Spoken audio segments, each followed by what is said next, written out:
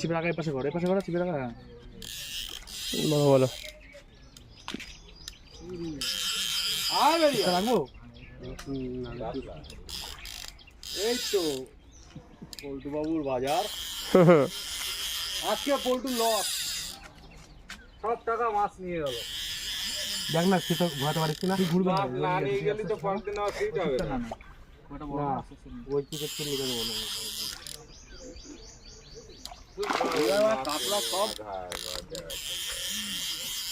video করতে বাদ কথা বল আবার